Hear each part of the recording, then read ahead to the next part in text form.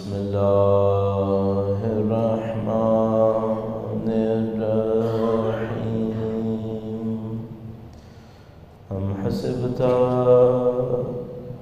أن أصحاب الكهف والرقيم كانوا من آياتنا عجبا. درود بھیجیے گا محمد وآل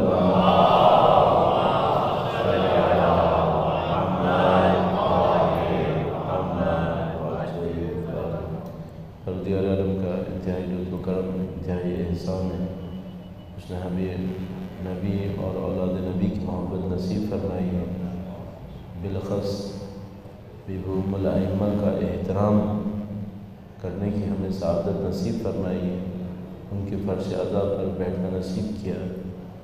اس دعا کے ساتھ کہ انشاءاللہ مرتے دموں تک ہمیں نبی اور اولاد نبی کا احترام کرنے والوں میں قرار فرمائے، ان کی سیرت اور ان کے راستے پر چلنے والوں میں قرار فرمائے، ان کی فکر اور ان کے مکتب کے لیے جان قربان کرنے والوں میں قرار فرمائے. انشاءاللہ اسی زندگی میں ان کے فرزند کے ظہور کا دن دیکھنا نصیب فرمائے، ان کی نصرت کی سعادت ہم سب کو نصیب فرمائے. سیدہ کے نام کے احترام میں وقت کے امام کے حضور ان کی شہادت کی تسلیت پیش کرنے کے لیے درود بھیجے محمد وآل محمد.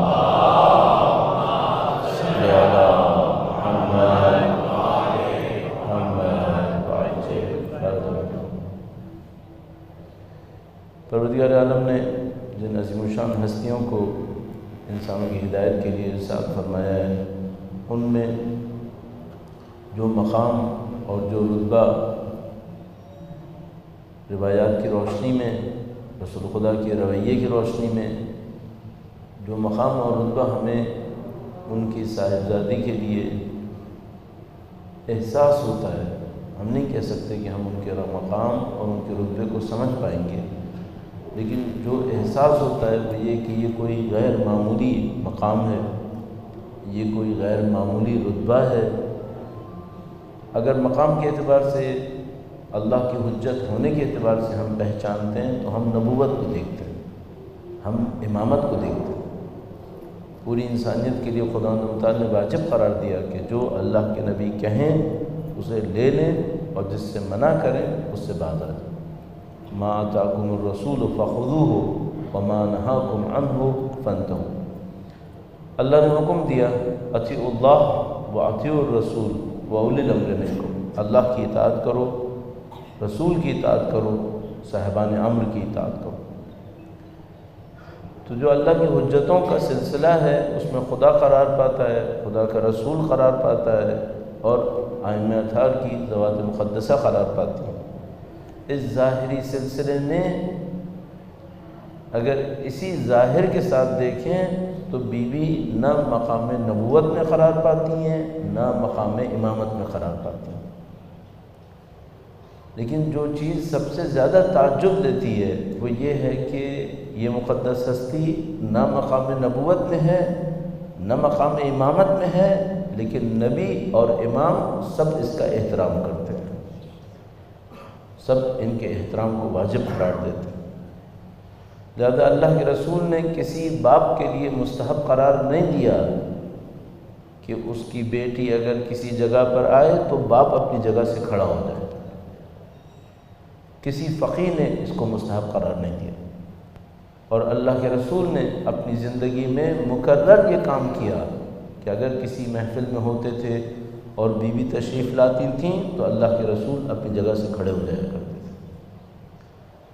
ہم جانتے ہیں کہ یہاں پر ہم یہ نہیں کہنا چاہ رہے کہ بیوی کی ذات کا مقام نعوذ باللہ تعالی آخر نبی کے مقام سے بلند تھا، ہم یہ نہیں کہنا چاہ رہے. ہم یہ نہیں کہنا چاہ رہے کہ یہ مقام امامت سے بلند تھا، ہم یہ نہیں کہنا چاہ رہے، لیکن ہمیں یہ معلوم ہے کہ یہ سب بیوی کا احترام کرتے ہیں اور یہاں پر کوئی راز ہے اللہ کی طرف سے. تو جس طریقے سے یہ ہستی حتیٰ رسول خدا کے اقوال کے مطابق پر اسرار ہے، ان کے راز کا ہمیں نہیں معلوم. بدقسمتی سے ان کی سیرت کو سمجھنے کے معاملے میں بھی کام اتنا آسان نہیں رہا۔ کچھ دشمنوں کی دشمنیاں بھی ملوث ہوئیں، کچھ ہمارے دوستوں کی سادگی بھی بیچ میں آئی، اور جو چیزیں ہمیں سمجھنی چاہیے تھیں شاید اتنی واضح ہو کر ہمارے سامنے نہیں آ سکیں۔ الحمدللہ رب العالمین، جیسے جیسے وقت گزر رہا ہے اور دنیا کے مسائل پیچیدہ ہوتے جا رہے ہیں، بی بی کی سیرت کے حوالے سے بھی ہمارے درمیان کچھ شعور میں اضافہ ہوتا نظر آ رہا ہے۔ میں ایک مثال آپ کی خدمت میں عرض کروں گا کہ کس طریقے سے بی بی کی سیرت کو سمجھنے کے معاملے میں ہم لوگ سادگی سے دوچار رہے اور شاید اس طرح سے نہیں سمجھ سکے۔ درود بھیجے گا محمد و آل محمد۔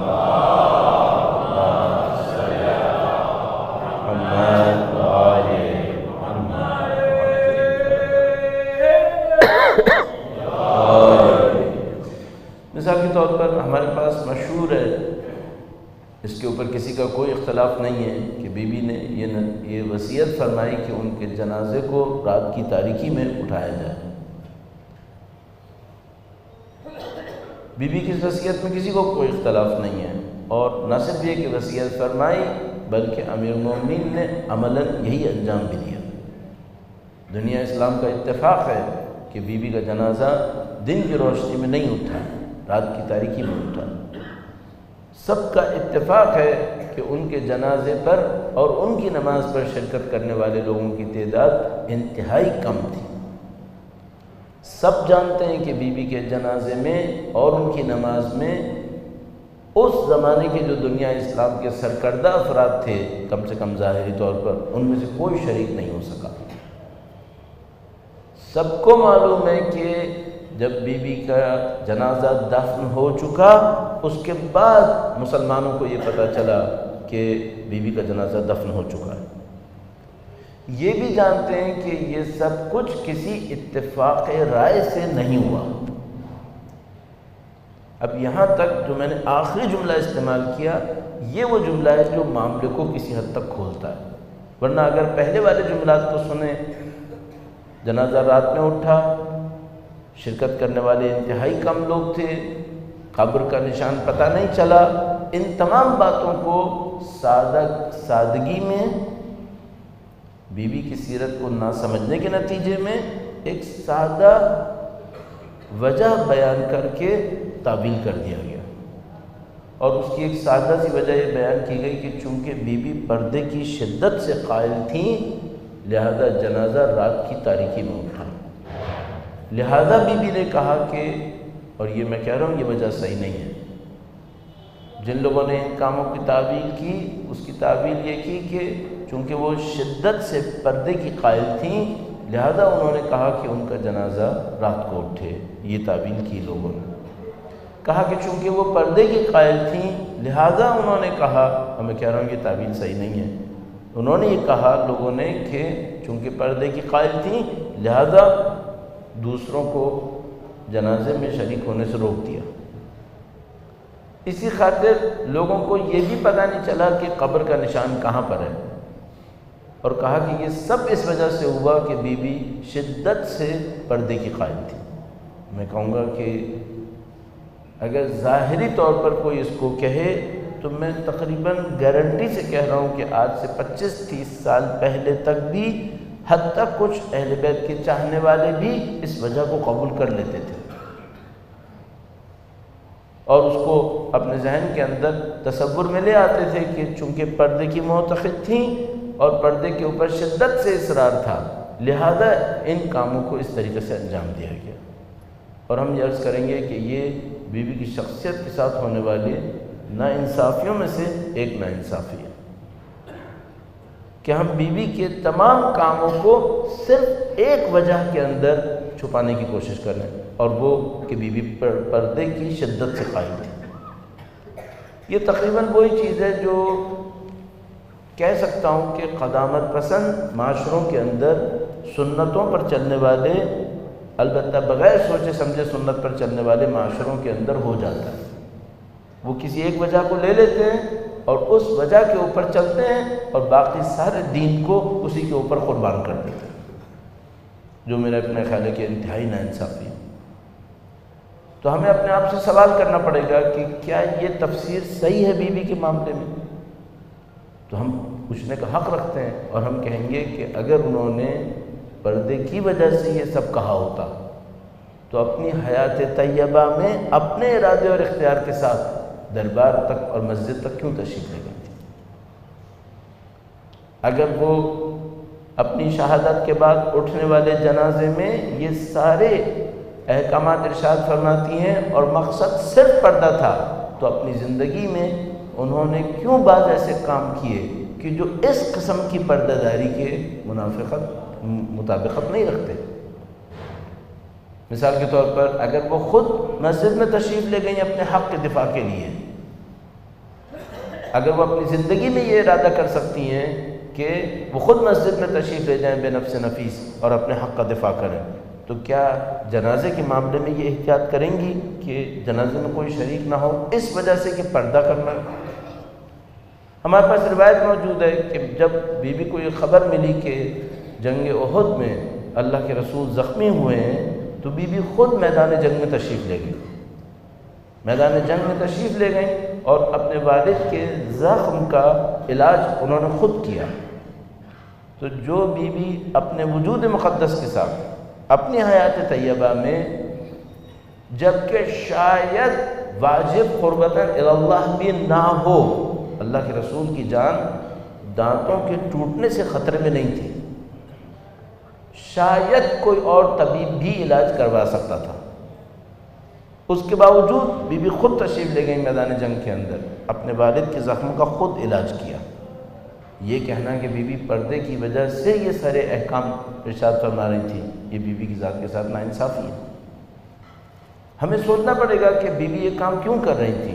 اگر میں پھر بھی کہوں کہ ہم اس کو لے کر چلیں تو ہمارے سامنے ایک اور سوال اٹھتا ہے، وہ یہ کہ اگر ہم یہ قبول کر لیں کہ بی بی نے پردے کی خاطر کہا کہ جنازہ رات کو اٹھے، پردے کی خاطر کہا کہ کوئی شریک نہ ہو، اور پردے کی خاطر کوئی جنازے کے اندر شریک نہیں ہو سکا عام مسلمانوں میں، اور پردے ہی کی خاطر قبر کا نشان بھی چھپا دیا گیا، تو پھر ایک سوال ہے، کیا مسلمانوں نے اس پہ اتفاق کیا تھا؟ کیا جو مسلمان شریک نہیں ہوئے تھے انہوں نے اسے قبول کیا تھا کہ وہ بی بی کے پردے کے احترام میں شریک نہیں ہوں گے؟ تو ہم دیکھتے نہیں، ہرگز ایسا نہیں۔ جو شریک نہیں ہوئے وہ کسی بھی وجہ سے شریک ہونا چاہتے تھے۔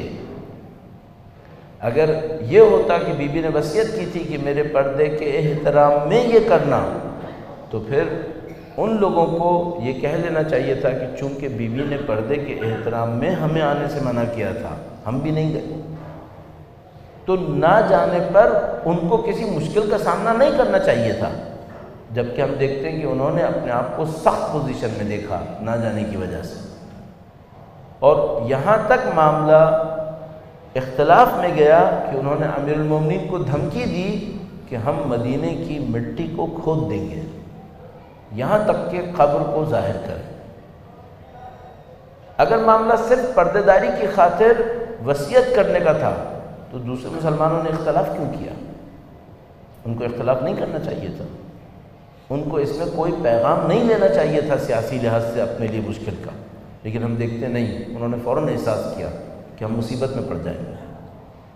اور یہ وہ نقطہ ہے جس کے اوپر بعد میں آنے والے ائمہ نے دلیل بھی پیش کی ہے۔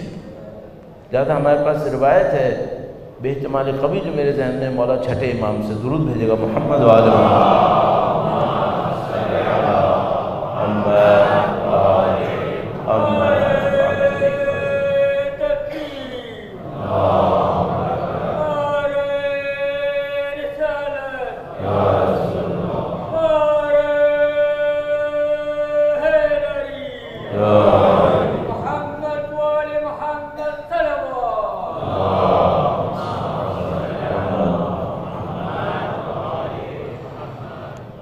ہمارے پاس روایت موجود ہے کہ امام نے کسی کی پوچھنے پر یہ کہا کہ تم مسلمانوں سے جن کے سامنے یہ معاملہ واضح نہ ہو یہ سوال رکھو کہ کیوں ایسا ہوا کہ جب رسول اللہ کی بیٹی کا جنازہ اٹھا تو اس میں شرکت کرنے والے لوگ بہت کم تھے، کیوں ایسا ہوا؟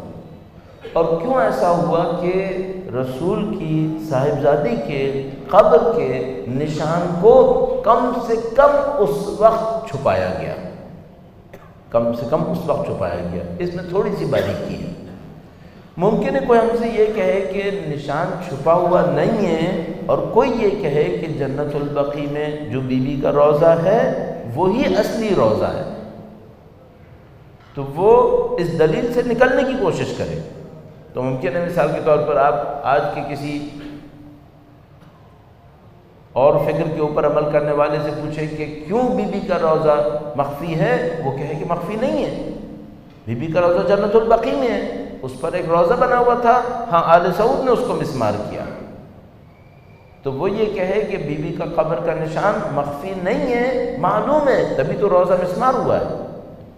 اس کے سامنے ہمیں یہ کہنا پڑے گا کہ کیا یہ قبول کرتے ہو، حتیٰ اگر ہم یہ قبول کر لیں کہ یہ وہ جگہ ہے جو کنفرم بی بی کی جگہ ہے، تو کیا یہ قبول کرتے ہو کہ جب بی بی کی تجہیز اور تکفین ہوئی اس وقت قبر کا نشان کم سے کم چھپایا گیا تھا؟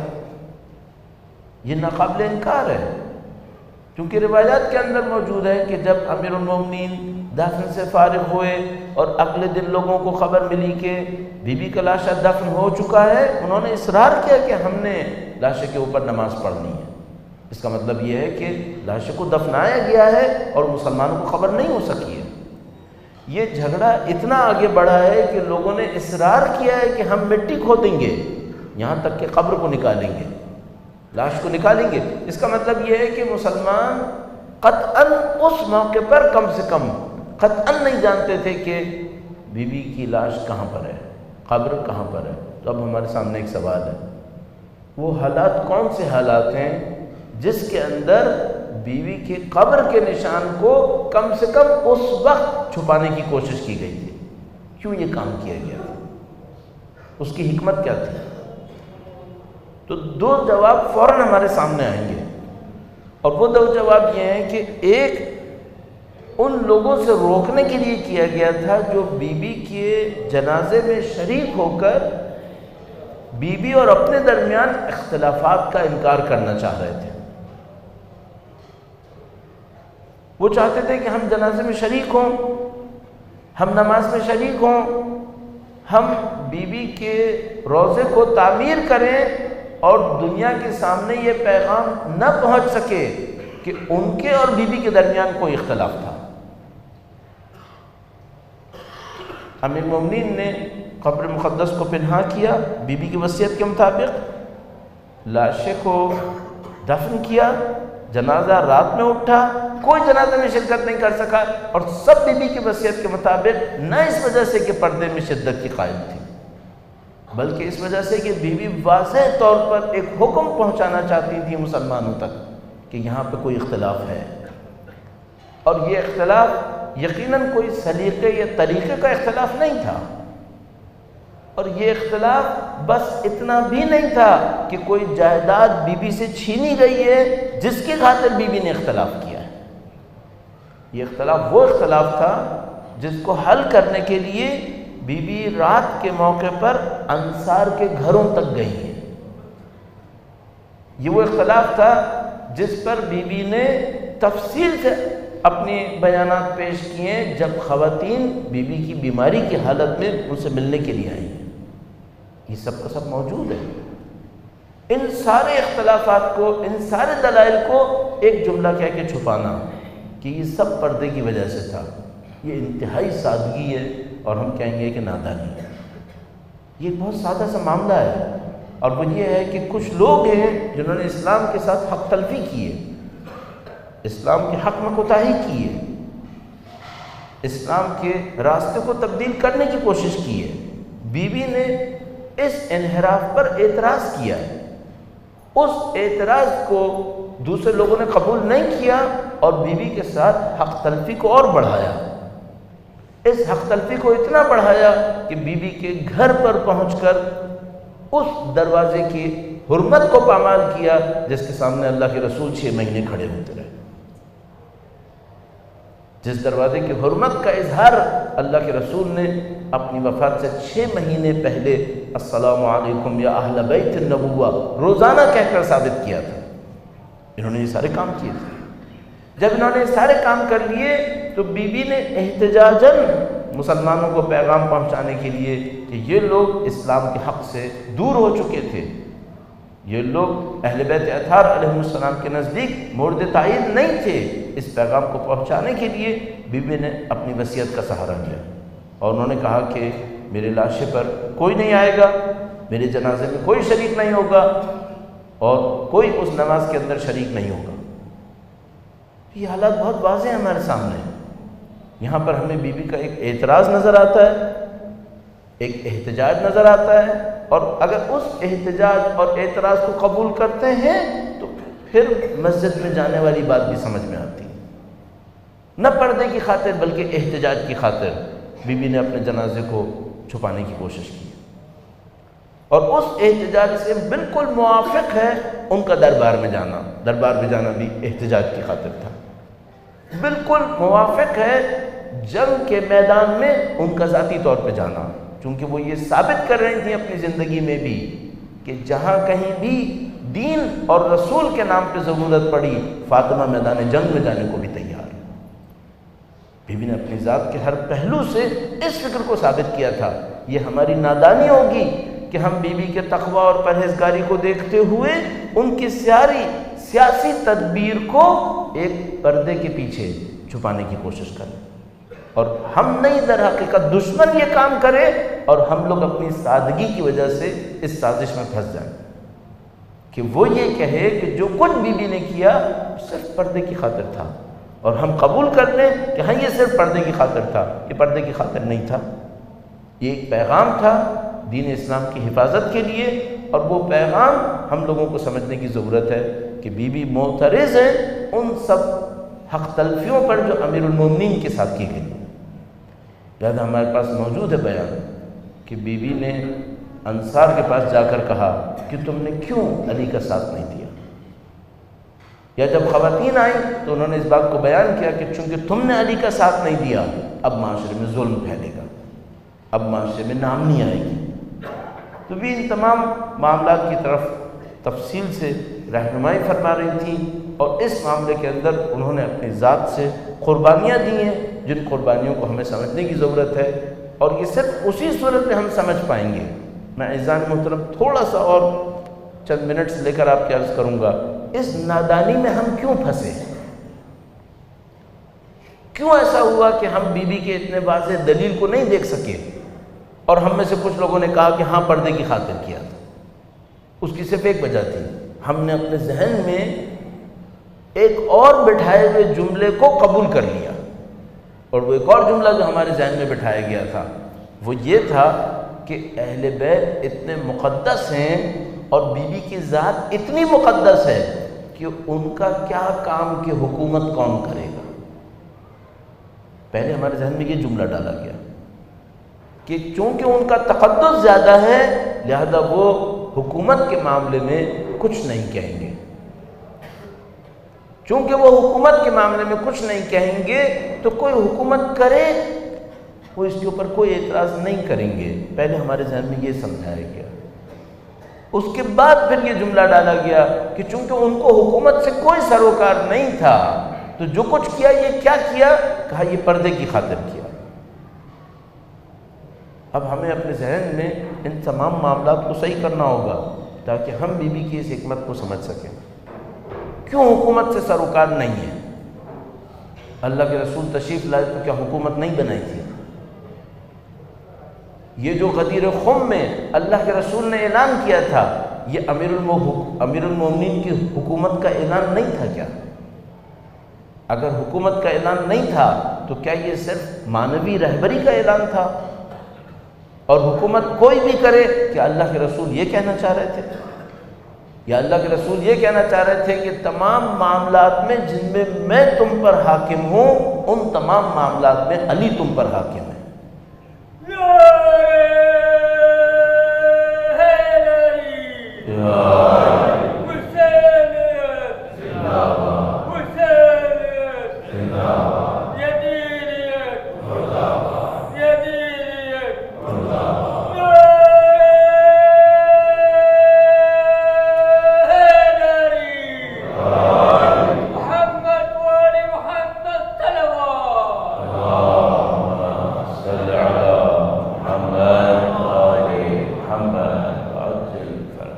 اور ہم جانتے ہیں کہ حسینیت اور یزیدیت کا معاملہ بھی یہی ہے کہ اگر ہم اس بات کو سوچنے لگیں کہ حکومت سے اہل بیت کا کیا سروکار، تو پھر ہم حسینیت کو نہیں سمجھ سکتے، پھر ہم کبھی نہیں سمجھ پائیں گے کہ حسینیت کیا ہے، اور ہم یہ کہنے پہ مجبور ہو جائیں گے کہ ہمیں حسینیت زندہ باد اور یزیدیت مردہ باد نہیں سمجھ میں آتی، کیونکہ ہم اس اصل اور اس اساس کو بھولنے کی کوشش کر رہے ہیں۔ وہ اصل اور وہ اساس کہ جو بی بی کے ان تمام وصیتوں اور اعمال کے پیچھے واضح طور پر موجود تھی، اور وہ اصل و اساس کیا ہے؟ وہ یہ ہے کہ حکومت اور حاکمیت کا حق علی اور اولاد علی کے پاس ہے، اس کے علاوہ جو کچھ ہے وہ غصب ہے۔ بی بی نے اس کے اوپر اعتراض کیا تھا، اور اس اعتراض کی وجہ سے وہ سارے مسائل پیش آئے۔ اب یہ تھا کہ ہمارے سامنے مسائل کو اس اساس کو قبول نہ کرنے کی وجہ سے ہمارے سامنے مسائل کو الٹا کر کے پیش کیا گیا۔ ہمارے سامنے کہا گیا کہ بی بی نے سارے کام پردے کی وجہ سے کیا، اور اس کے بعد جب ایک دفعہ اس بات کو قبول کر لیا تو پھر بہت سارے مسائل خود بخود ہمارے لیے پیچیدہ ہوتے چلے گئے۔ مثال کے طور پر جب بی بی نے اعتراض کرنا شروع کیا کہ جو کچھ ہوا وہ غلط ہوا، جو کچھ حکام نے کیا وہ غلط کیا، حق علی کے ساتھ تھا اور اولاد علی کے ساتھ تھا، جب بی بی نے اس اعتراض کو اٹھایا اور لوگوں نے اس اعتراض کا مقابلہ کیا تو اس کو چھپانے کے لیے یہ کہا کہ وہ بی بی کے رونے سے تنگ آ گئے تھے۔ وہ بی بی کے رونے سے تنگ نہیں آئے تھے، وہ بی بی کے حق کے اعتراض سے تنگ آ گئے تھے۔ ان کو پتا تھا کہ اگر بی بی اس طرح آواز بلند کرتی رہی اعتراض کے اندر تو معاشرہ تبدیل ہو جائے گا۔ تو مشہور یہ کیا کہ بی بی کے رونے سے تنگ آ گئے تھے۔ نعوذ باللہ، کیا بی بی کا وجود صابرہ نہیں تھا؟ کیا اپنے والد گرامی کی وفات پر صبر کرنا بی بی کی ذات کا تقاضا نہیں تھا؟ کیا بی بی سیدہ زینب نے اپنے بھائی کی شہادت پہ صبر نہیں کیا تھا؟ کیا خود رسول خدا کی وفات پر امیر المومنین نے صبر نہیں کیا تھا؟ یہ سب کام ہوئے تھے، یہ سب صبر سے گزرے تھے، صبر ان کا پیشہ تھا، صبر ان کی ذات کا حصہ تھا، لیکن جو کچھ دشمن چھپانا چاہتے تھے وہ اعتراض تھا جو بی بی کر رہی تھی۔ جب بی بی نے اعتراض کرنا شروع کیا تو مشہور کر دیا کہ چونکہ ہم رونے سے تنگ آ گئے لہذا ہم نے بی بی سے کہا کہ وہ باہر جا کر رویا کر۔ اگر یہی معاملہ تھا تو پھر وہ بیت الحزن کیوں تباہ ہوا جس میں بی بی جا کر بیٹھ جایا کرتی تھی؟ حتیٰ وہ درخت جس کے نیچے بی بی تشریف لے جایا کرتی تھی، بیٹھا کرتی تھیں، اس درخت کو بھی کسی نے کاٹا۔ کیوں یہ کام ہوئے؟ کیا بی بی کے رونے سے ڈر رہے تھے؟ اگر پیچھے کوئی جرم نہیں تھا تو اگر کوئی بی بی نبی کی بیٹی نبی کی وفات پہ رو رہی تھی تو کسی کو کیا اعتراض تھا اس کے اوپر؟ کون سے ان کی نیندوں میں خلل پیش آ رہا تھا؟ یہ نیند کا خلل نہیں تھا، یہ سیاسی نظام کا خلل تھا۔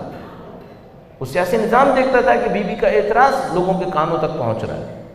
بی بی لوگوں کو یاد دلا رہی تھیں کہ تم نے نبی کے ساتھ کیے ہوئے وعدے پہ عمل نہیں کیا، اور اس اعتراض اور اس آواز سے بچنے کے لیے ان کاموں کو انجام دیا۔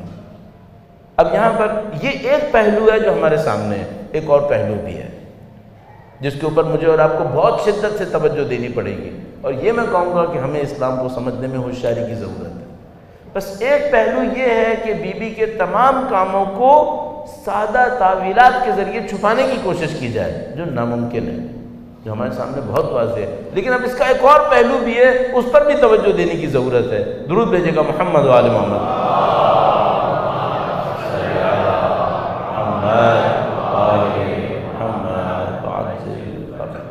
ایک پہلو یہ بی بی کا کردار ہے جس میں بی بی چاہتی ہیں کہ احتجاج کی آواز لوگوں تک پہنچے، لوگ معاملے کو سمجھنے کی کوشش کریں، لوگوں کے اندر اتنی بصیرت ہو، اتنی آگہی ہو کہ وہ امیر المومنین کا ساتھ دینے کی کوشش کریں۔ اب اس کے مقابلے میں ایک اور جملہ ہے، کیا یہ جواز بنے کہ مسلمانوں کے اندر ایک دوسرے کے اوپر لعن طعن کا سلسلہ شروع کیا جائے؟ کیا یہ جواز بنے کہ آج کے دور میں مسلمان ایک دوسرے کے ساتھ اختلاف کریں، اختلاف اس سطح پر کہ ایک دوسرے کو گالیاں دے اور دوسرا پہلے کو گالیاں دے، کیا یہ جواز بنے گا؟ بس اگر ایک طرف سے کوئی بیوی کے اس احتجاج کو چھپانے کی کوشش کرے یہ کہہ کر کہ یہ معاملہ پردے کا تھا، اہل بیت کا سیاست سے کیا تعلق، اہل بیت کا حکومت سے کیا تعلق، تو میں نے عرض کیا یہ ناانصافی ہے، اس میں کوئی انصاف نہیں ہے، اس میں اہل بیت کے حق کا بالواسطہ انکار ہوا ہے، اگر براہ راست انکار نہیں بھی ہے۔ دوسری طرف سے کوئی اس بنیاد کو لے اور اس بنیاد کو لینے کے بعد وہ یہ کہے کہ اب ہم مسلمانوں کے درمیان ایک ایسی آگ لگائیں گے کہ مسلمان کبھی ساتھ نہیں بیٹھ پائیں گے۔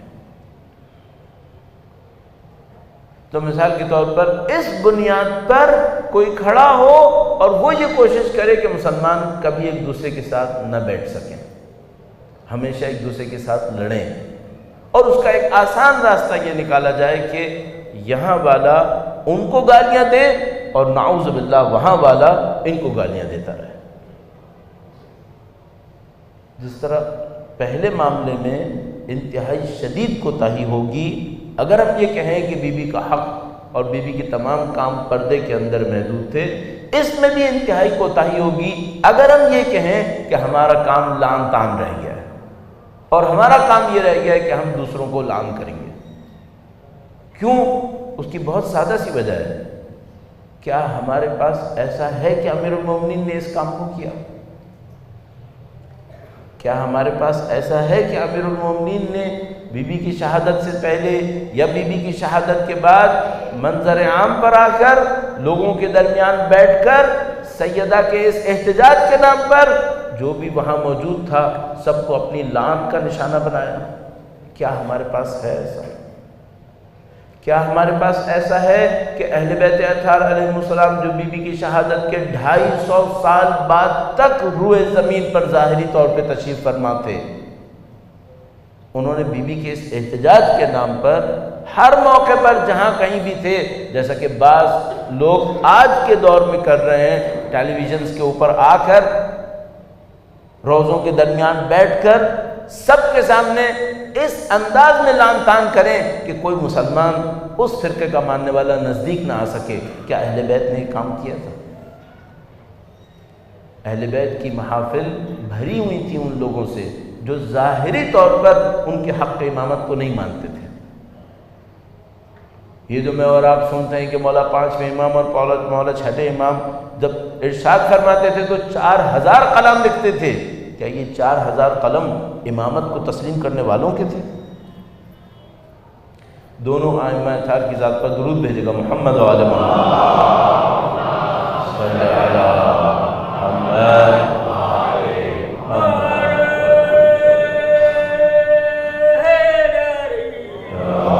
انہوں نے کبھی اس موقع پر کہ چونکہ بی بی کا احتجاج تھا اس طرح سے لعن طعن کی ہو کہ مسلمان نزدیک نہ آ سکیں، کبھی انہوں نے یہ کام نہیں کیا۔ بس عزیزان محترم، مجھے اور آپ کو آج کے دور میں انتہائی ہوشیاری کا کام کرنا پڑے گا۔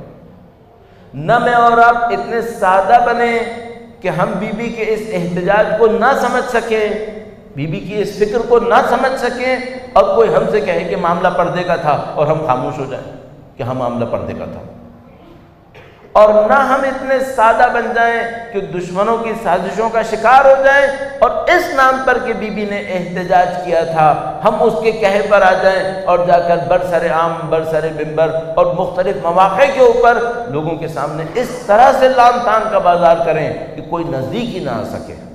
یہ بھی صحیح نہیں تھا۔ اصل بی بی کا احتجاج دوسروں تک پہنچے گا ہی اس وقت جب وہ لوگ ہمارے نزدیک آئیں گے، ورنہ احتجاج کیسے پہنچے گا؟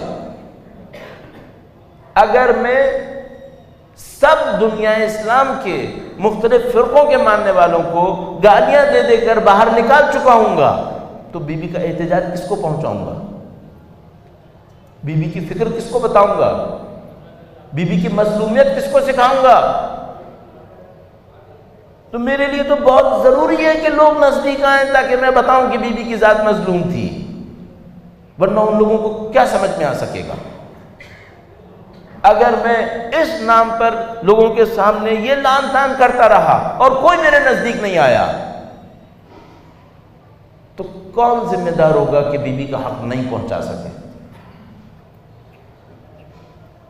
میں سمجھتا ہوں ہمارے لیے بہت ضروری ہے کہ ہم کچھ ایسے پلیٹ فارمز ایجاد کریں جہاں پر ہم پوری دنیا اسلام کو بلا سکیں، دنیا اسلام کے معتقدین وہاں بیٹھ سکیں، اور جن پلیٹ فارم پر وہ بیٹھے ہوں وہاں بیٹھتے ہوئے ہم ان کو یہ بتا سکیں کہ بھائی یہاں پر بیوی کی ذات کے ساتھ کوئی حق تلفی ہوئی ہے۔ عزیزان محترم، آج کا دور عقل کے ساتھ گفتگو کرنے کا دور ہے، شعور کے ساتھ گفتگو کرنے کا دور ہے۔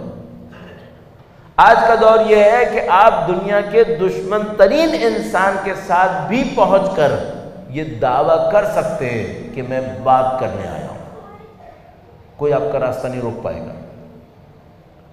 لہذا مثال کے طور پر جو دنیا اسلام کے وحشیانہ ترین دشمن تھے ان کو بھی آپ کہہ سکتے ہیں کہ اگر کوئی موقع ہو تو ہم گفتگو کرنے کو تیار ہیں، ہم بیٹھیں گے، بات کریں گے، ہم بھی عقل کی بات کہیں گے، تم بھی عقل کی بات لاؤ اگر تمہارے پاس کچھ ہے۔ تو مثال کے طور پر آج کی دنیا کے وحشیانہ ترین دشمنوں کے اندر جو ہمارے پاس موجود ہے وہ لوگ ہیں جن کو ہم آج کل آئی ایس کے نام سے کہتے ہیں۔ انہوں نے جنگ کا طریقہ رکھا ہے، انہوں نے قتل کا طریقہ رکھا ہے، انہوں نے ظلم کا طریقہ رکھا ہے۔ اس کے مقابلے میں ہم اہل بیت کے چاہنے والے ہیں، ہم پوری دنیا کے سامنے جاتے ہیں اور کہتے ہیں بتاؤ ہم سے گفتگو کرو۔ یہ اہل بیت کا طرز امتیاز ہے، خدا کے نام ماننے والوں کے ساتھ گفتگو کرتے تھے۔ ہمارے پاس روایت موجود ہے کہ منکرین دین خدا مولا چھٹے امام کے ساتھ بیٹھتے تھے، گفتگو کرتے تھے۔ مولا آٹھویں امام نے کون سا مذہب ہے جس کے ساتھ مناظرہ نہیں کیا ہے؟ چاہے وہ یہودی ہوں، عیسائی ہوں، وہ ہندو ہوں، کسی بھی مکتب اور مذہب کے ماننے والے تھے، مولا آٹھویں امام نے سب کے ساتھ مناظرے کیے، گفتگو کی ہے۔ کس کے ساتھ گفتگو کا دروازہ بند کیا؟ کوئی ایک فرقہ ہے جس نے کہا ہو ہم گفتگو کرنے آئے اور امام نے دروازے بند کیا؟ ہم کیوں بند کریں دروازے؟ تو میرا ذہن جو یہ کہتا ہے وہ یہ کہ بیوی کی شہادت کے موقع پر ہمارے سامنے ایک واضح ذمہ داری آتی ہے، وہ یہ کہ ہم نے بیوی کا پیغام پہنچانا ہے، بیوی کی مظلومیت کا پیغام، ان کی ذات کی عظمت کا پیغام۔ اور یہ اس طریقے سے نہیں پہنچ پائے گا کہ ہم ایک جملے کے اندر رکھ کر تمام ان لوگوں کو جو دین اسلام کی کسی بھی فرقے کے ماننے والے ہیں لان تان کا نشانہ بنائیں اور ان سب کو ماحول سے خارج کر دیں۔ یہ تو خود دشمن کی سازش ہے، ہم کیوں اس سازش میں پھنس رہے ہیں؟ بحمداللہ رب العالمین، کیا بیوی کی پاکیزہ زندگی سے انسان کو متاثر کرنے والی چیزیں کم ہیں؟ ان کے حیات طیبہ میں جو فضیلتیں ہیں وہ متاثر کرنے کے لیے کافی نہیں ہے ہمارے پاس، کیوں محروم کریں؟ تو میرا اپنا یہ خیال ہے کہ اگر ہم صرف اتنا ہی کریں کہ بیوی کی حیات طیبہ کے نام پر، اور بیوی کی ذات کو میں ایک علامت کے طور پر عرض کر رہا ہوں، تمام اہل بیت کی ذات ایسی ہے، ان کی حیات طیبہ کو انہی مخالفین کی کتابوں سے ثابت کر سکیں، انہی مخالفین کے ذریعے سے بتائیں کہ ان کی زندگی کیا تھی، تو میرا خیال میں یہ ہمارے لیے اس سے کہیں بہتر ہے کہ ہم بیوی کے حق کے نام پر صرف لعن طعن کر کے ان سب کو اپنی محافلوں سے باہر کریں۔ بدقسمتی سے میں اور آپ سخت فتنے کے سامنے کھڑے ہیں۔ ایک ظاہری جذباتی اہل بیت کے چاہنے والے کے لیے بڑا دلچسپ ہوتا ہے جب وہ کسی کو سنے کہ وہ یہ کہے کہ جو اہل بیت کا چاہنے والا نہیں ہے، اور اس کا مطلب اپنے ذہن میں صرف وہ خود اور اس کے جیسے ہوں، جو نہیں ہے وہ سب کے سب جہنمی ہیں۔ یہ سادہ سا جملہ بہت سارے لوگوں کو بہت اپیل کرے گا۔ اور ایک اور مصیبت ہمارے معاشرے کے اندر نافذ ہے۔ ایک معاملہ تھا کہ ہم یہ کہیں کہ جو ہماری فکر پر نہیں ہے وہ صحیح نہیں ہے ہمارے خیال میں، ٹھیک ہے، پھر ایک لیول بڑھا اور کہا کہ جو اس وقت ہماری طرح نہیں ہے وہ جہنمی ہے۔ ہم نے معاملے کو بڑھایا، اس کے بعد معاملے کو چند لوگوں نے اور بڑھایا، اور اب جو بھی بات شروع کرے وہ یہاں سے شروع کرے، جو یہ نہیں مانتا اس کی نسل خراب ہے۔ کیا جذباتیت ہے! کیا اہل بیت ایسے کرتے تھے؟ کیا اللہ کے رسول نے ایسے کیا تھا؟ اگر اللہ کے رسول کفار کو نزدیک نہیں لاتے تو کسی نے مسلمان ہونا تھا کیا؟ کس نے مسلمان ہونا تھا پھر؟ یہ حکمت کہاں کی حکمت ہے؟ یہ تو ہم اپنے پاؤں پہ خود کلاڑی مار رہے ہیں۔ پھر ہمارے پاس صرف ایک راستہ ہے، ہم اس سیرت کو پیروی کریں جس کو اللہ کے رسول اور ان کی اولاد طاہرہ نے ہمیں دیا۔ انہوں نے لوگوں کے سامنے حکمت کی بات کی ہے، لوگوں کے سامنے اسلام کی فضیلت کی بات کی ہے، اسلام کی مفید چیزوں کے بارے میں گفتگو کی ہے، لوگوں کو نزدیک لے کر آئے، پھر حقائق سے اشکار کیا ہے، لوگوں نے حقائق کو قبول کیا۔ تو اعزان محترم، آپ کے اور ہمارے سامنے انتہائی شدید فتنہ بھی ہے اور بہت سخت ذمہ داری بھی ہے۔ اب چونکہ ایسا بہت ہوتا ہے کہ ہم کسی سازش کے نتیجے میں اپنی اصلی بات کھو بیٹھتے ہیں، اس سازش کے مقابلے میں سارا وقت لگ جاتا ہے، تو میں سوچتا ہوں کہیں ہمارے ساتھ پھر یہاں پر بھی یہ نہ ہو جائے۔ تو اتنی گفتگو کرنے کے بعد چند پیغامات پہ ضرور توجہ دیں گے جو بی بی کی حیات طیبہ سے ہم تک پہنچے ہیں، جس پر ہمیں عمل کرنا ہے، کہ ایسا نہ ہو کہ ہم سازش کے بیان کرنے میں اس پیغام سے دور رہ جائیں جو بی بی نے ہمیں دینے کی کوشش کی ہے۔ تو اب ان پیغامات پہ توجہ دینے کی کوشش کرتے ہیں۔ درود بھیجے گا محمد و آل محمد۔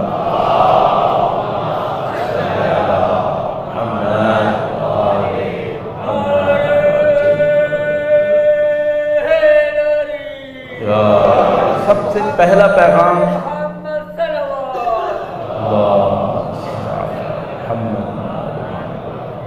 سب سے پہلا پیغام جو بی بی کی ذات سے ہمیں سمجھ میں آتا ہے وہ ایثار اور قربانی کا پیغام۔ ایثار اور قربانی کا وہ درجہ جو عام آدمی کے لیے شاید قابل عمل بھی نہیں ہے۔ مثلا اگر آپ سورہ دہر کی آیات کریمہ کی شان نزول پہ غور کریں،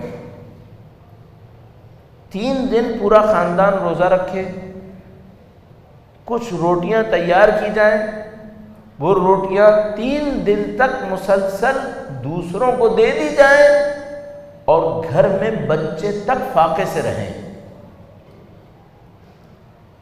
کیا یہ ایثار انہوں نے ہم سے کہا ہے کہ ہم یہ کر کے دکھائیں؟ نہ طلب کیا ہے، نہ ہمارے بس میں ہے، ہم نہیں کر پائیں گے۔ شاید میں بہت ایثار کروں تو یہ کروں کہ خود بھوکا رہ جاؤں اور میرے بچے کھا لیں، میں یہ کر سکوں۔ شاید میں بہت ایثار کروں تو یہ کروں کہ خود بھوکا رہوں اور اپنے حصے کا کھانا کسی غیر کو دے دوں، شاید یہ کر ڈالوں۔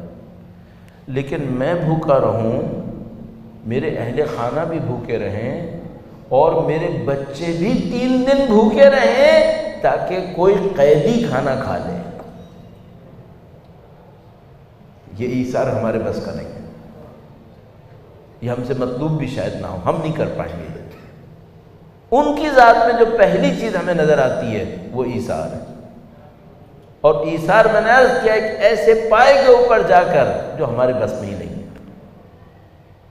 اور اس ایثار کے ہوتے ہوئے ہمارے سامنے صرف ایک راستہ رہ جاتا ہے، ہم در فاطمہ پہ سر جھکائیں کہ ہم قبول کریں کہ ان کا مقام ہے، ان کا منصب ہے، انہی کے لیے۔ وَيُطْعِمُونَ الطَّعَامَ عَلَىٰ حُبِّهِ مِسْكِينًا وَيَتِيمًا وَأَسِيرًا۔ آیے کریمہ کا اترنا ان کا حق ہے۔ ہاں یہ کر سکتے ہیں کہ اپنی زندگی میں دیکھیں کہ ہم کہاں اس ایثار کے پیچھے چلنے کی کوئی کوشش کر سکتے ہیں، وہ نہیں کر سکتے جو انہوں نے کیا۔ میں نے کہا مطلوب بھی نہیں ہے، ہم نہیں کر پائیں گے، کم سے کم یہ کریں کہ تھوڑا تھوڑا اس ایثار کو دیکھتے ہوئے اختیار کرنے کی کوشش کر لیں کہ چلو ایثار نہیں کر سکتے، سخاوت کر کے دکھا دو، سخاوت بھی نہیں کر سکتے کم سے کم عدل کر کے دکھا دو، کم سے کم عدل کر کے دکھاؤ کہ اگر خدا نے یہ کہا ہے کہ تمہارے مال میں اتنا حق دوسروں کا ہے، کم سے کم اس کو تو دے دو۔ یہ سخاوت نہیں ہے، یہ ایثار نہیں ہے، یہ کم سے کم عدل تو کرو۔ اس کے بعد معاملہ آئے گا کہ کوئی عدل کرے، بعد میں سخاوت بھی دکھائے، حق سے زیادہ دے دے۔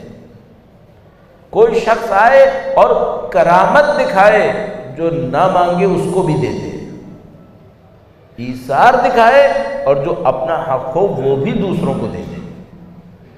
تو ہم تھوڑا تھوڑا اس راستے پر چلنے کی کوشش کریں۔ دوسری بات جو سمجھ میں آتی ہے وہ اللہ کی بندگی میں شدت ہے، اللہ کی بندگی میں شدت۔ اور ایثار ہی کا ایک پہلو اور بھی ہے، وہ دعاؤں میں اپنے آپ کو آخر پہ رکھنا۔ ایسا نہ ہو کہ یہ پہلو میرے ذہن سے نکل جائے۔ ہمارے پاس روایت ہے کہ مولا امام حسن درود بھیجے گا ان کی ذات پر،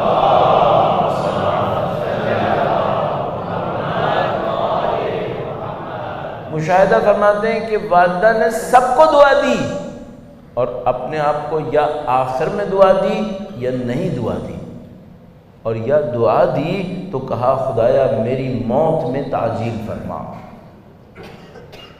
یہ ایثار ہے۔ دوسرا نقطہ جو سمجھ میں آتا ہے وہ عبادت میں شدت۔ نہیں معلوم عبادت کی شدت کی حد کیا تھی۔ ہمارے پاس قرآن کریم میں اللہ کے رسول کے لیے بیان ہے کہ خدا فرماتا ہے اے نبی ہم نے قرآن آپ پر نازل نہیں کیا کہ آپ اپنے اوپر اتنی سختی کریں۔ بیان ہمارے پاس موجود ہے کہ قرآن کریم فرماتا ہے کہ رات کی 1/3 میں، رات کے نصف میں اور کبھی نصف سے زیادہ اللہ کے رسول عبادتیں فرماتے تھے۔ کبھی 1/3، کبھی نصف اور کبھی نصف سے زیادہ عبادت فرماتے تھے، اور اتنی عبادت فرماتے تھے کہ کھڑے ہونے کی وجہ سے پاؤں پر ورم آتا تھا۔ بے عین ہی یہی عبارت ان کی صاحبزادی کے لیے موجود ہے کہ رات کی عبادتیں کبھی 1/3، کبھی نصف اور کبھی نصف سے بھی زیادہ۔ اور یہ وہ سیرت ہے جو ان کی صاحبزادی نے حتیٰ کربلا کی اسیری کے زمانے میں بھی کر کے دکھائی۔ یہاں تک کہ مولا چوتھے سرکار نے فرمایا کہ میری پھوپھی کی نماز شب بھی قضا نہیں ہوئی اسارت کے دوران۔ عبادت میں شدت، دعا، عبادات، یہ دوسرا پوائنٹ ہے جو ہمیں سیکھنا ہوگا۔ اور تیسری چیز جو سمجھ میں آتی ہے وہ ہے امامت اور ولایت کی نصرت۔ امامت اور ولایت کی نصرت۔ عزیزو جیسے ہی ہم لوگ نصرت، ساتھ دینا، معاونت کی باتیں کرتے ہیں تو ہمیں احساس ہوتا ہے جیسے کوئی ہستی ہو، کوئی شخصیت ہو جس کے پاس کوئی طاقت ہو اور وہ اپنی طاقت کے ساتھ، اپنی توانائی کے ساتھ کسی کا ساتھ دے دے۔ تو مثال کے طور پر میں ایک انسان ہوں جس کے جسم میں طاقت ہے، یا اس کے پاس کوئی پیسہ ہے، یا اس کے پاس کوئی معاشرتی طاقت ہے، اور وہ اپنی طاقت کے ساتھ اٹھے اور امامت کا اور ولایت کا ساتھ دے دے۔ اگر ایسا ہوتا تو یہ سادہ کام تھا، یہ سادہ کام تھا۔ اس خاندان نے ہمیشہ جو کچھ کیا ہے وہ کیا ہے جو انسانیت کی سطح سے بہت بلند ہے۔ تو اگر صدقہ اور خیرات کیا تو سورہ دہر نازل ہوئی ہے، اگر عبادت کیا تو خدا کو کہنا پڑا کہ عبادتیں اس لیے مت کرو اتنی کہ سختی ہو جائے۔ اور جب یہ ولایت اور امامت کی نصرت پر آتے ہیں تو جلتے ہوئے خیموں میں جا کر بھی امام کی نصرت کرتے ہیں۔ ان کی عظمت یہاں پر ہے۔ اگر طاقتور ہوں اور امامت کی نصرت کریں تو سادگی ہے، اگر امامت کی نصرت میں وہ کریں جس کو کرنے کے ماہر ہیں تو سادہ سا کام ہے۔ امامت کی نصرت میں عباس شمشیر چلائیں تو سادہ کام ہے، لیکن امامت کی نصرت میں شمشیر نہ چلائیں سخت کام ہے۔ امامت کی نصرت میں عمر سعد سے لڑ بیٹھے سادہ کام ہے، لیکن نصرت میں رات کی مہلت مانگے یہ بہت سخت کام ہے۔ امامت کی نصرت میں ہاتھوں کو دعا کے لیے بلند کرے یہ سادہ کام ہے، لیکن امامت کی نصرت میں تلہ زینبیہ تک جائے، بھائی کو ذبح ہوتا دیکھے، بہت سخت کام۔ امامت کی نصرت میں خیمے میں رہے سخت ہے، لیکن بے پردگی کے عالم میں باہر جائے اس سے بھی زیادہ سخت ہے۔ اور عزیزو یہ سب کا سب امامت کی نصرت میں انجام پایا، تو اب اگر میں بی بی کے مصائب میں امامت کی نصرت کو دیکھوں تو کوئی میدان جنگ میں کھڑا ہو علی کی نصرت کرے یہ آسان ہے، لیکن در و دیوار میں پس چکا ہو،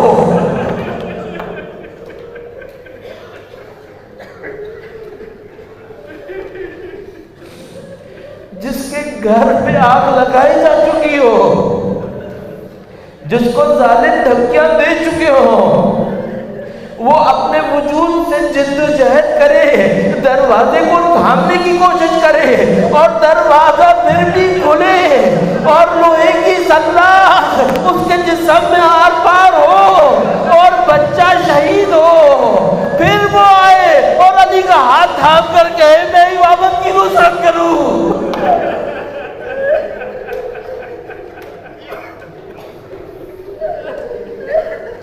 جس کے وجود کے پامال ہونے میں جو کچھ لمحے گزرے ہوں، وہ اتنی ہمت دکھائے اور اب بھی علی کا ہاتھ تھامے اور کہے مجھے امامت کی نصرت کرنی ہو، اور عزیزو اب دل تھام کر تماچے بھی گائے، تازیانے بھی گائے۔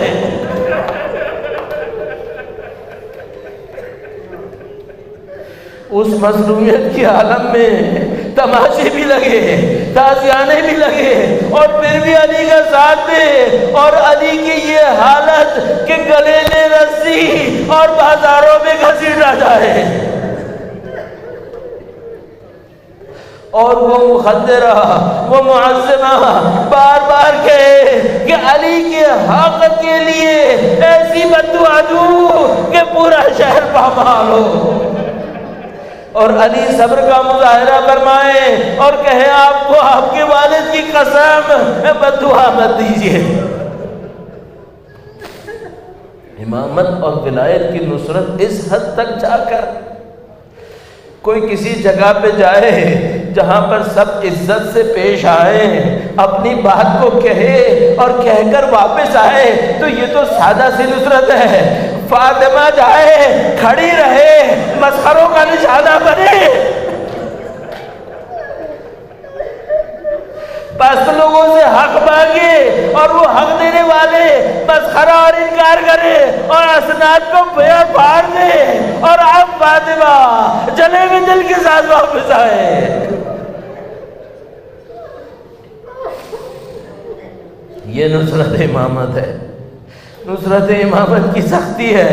ایسو عجیب روایت ہمارے پاس موجود ہے اور پڑھنے کی جسارت کبھی کبھی کرتا ہوں کہ جب بی بی پر حملہ ہوا تو جو پہلا جملہ فرمایا اس میں نہیں کہا علی میری مدد کرو، کہا یا مہدی ادرکنی، آخری امام کو نصرت کے لیے پکارا، گویا یہ بتایا کہ میں نے تو اس کمزوری میں علی کا دفاع کرنا ہے، تمہاری ذمہ داری ہے تم مہدی کی نصرت کرنا، تمہیں سینے کے بل چلنا پڑے، تمہیں فاصلے طے کرنے پڑے، دشمنوں سے لڑنا پڑے، لیکن تم مہدی کی نصرت کرنا۔ اور آج 1400 سال گزرنے کے باوجود جب میں اور آپ اپنے امام کو نہ دیکھ سکے تو پھر ایک ہی بات ہے، ہم نے یقیناً نصرت میں کوئی کوتاہی کی ہے، ورنہ غیبت ختم ہو چکی ہوتی۔ اب ایک طرف سے فاطمہ کا خون ناحق ہے، دوسری طرف سے کربلا ہے، اور سب کو کہہ رہا ہے اٹھو مہدی کی نصرت۔ الا لعنۃ اللہ علی القوم الظالمین وسيعلم الذين ظلموا أي منقلب ينقلبون۔ ماتم حسین۔